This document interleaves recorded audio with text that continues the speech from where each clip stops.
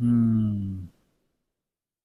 तर मुलांनो, यमुनेच्या काठी गोवर्धन पर्वताच्या पायथ्याशी वृंदावन नावाचा एक हिरवागार भाग होता. गुरांना चरायला एकदम पोषक असा चारा तिकडं होता.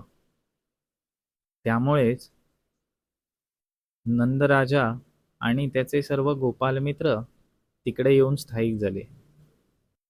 कृष्ण बलराम व बालगोपाल सकाळी सकाळी गुरांना चरायला घेऊन जात. एकदा गुरं चारा खायला लागली की बालगोपाल तिकडंच खेळायचे. यमुनेच्या काठी एक भलं मोठं मैदान होतं. त्या मैदानावरती ते कधी कधी विटी दांडू, चेंडू असे खेळ खेळायचे. काही वेळा कृष्ण तिथं त्यांना बासरी वाजवून दाखवायचा. बासरी ऐकत ते मंत्रमुग्ध होऊन जायचे. काही वेळा ते पायांना घुंगरू बांधून नृत्य देखील करायचे. कुस्ती खेळणे, गुरांची सोंग घेऊन मस्ती करणे असा त्यांचा कार्यक्रम दिवसभर चालायचा. एक दिवस लपंडाव खेळत होते. कृष्ण आणि बलराम कुठे लपले होते ते काही केल्या कोणालाच सापडेना.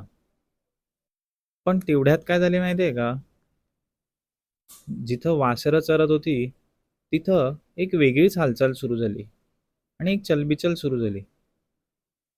एक आडदांड बैल येऊन तिकडं मस्ती करून वासरांना त्रास देऊ लागला. बालगोपालांनी ते पाहिलं आणि त्याला ते बाजूला करायला गेले. पाहतो तर काय, तो बालगोपालांच्याच अंगावरती धावून यायला लागला. ते पाहून बालगोपाल सगळे ओरडू लागले, कृष्णा, बलराम, कृष्णा, ये रे, या दोघंही लवकर इकडे.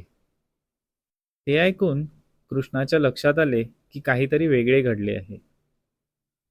तो बैल एका गोपालाच्या मागे पळू लागला आणि त्याच्यावर जोरात तो शिंगाने मारणार तेवढ्याच कृष्णाने मध्ये येऊन त्या बैलाची दोन्ही शिंग पकडली. तो बैलही काही साधासुधा नव्हता. त्याने पण जोर लावून कृष्णाला एका झाडाजवळ नेले. तो कृष्णाला त्या झाडामध्ये चिरडणार एवढ्यात कृष्णाने त्याला सोडून दिले. बैलाचे डोके जाऊन जोरदार झाडाला आपटले. त्याबरोबर तो अधिकच चवताळला. मागे फिरून तो परत कृष्णावर हल्ला करणार तेवढ्यात कृष्ण आणि बलरामाने त्याच्या मागच्या दोन्ही पायांना व शेपटीला पकडून त्याला उचलले. जोरदार त्याला गरागरा फिरवून फेकून दिले. तो बैल लांब एका शिळेवरती जाऊन आपटला आणि धपकन खाली पडला. खाली पडताच बैलरूपी वत्सासूर प्रकट झाला. खाली पडून तो कणहू लागला. कृष्ण बलराम व बालगोपाल लगेच तिथं पोचले. पाहतो तर काय, वत्सासूर गतप्राण झाला होता.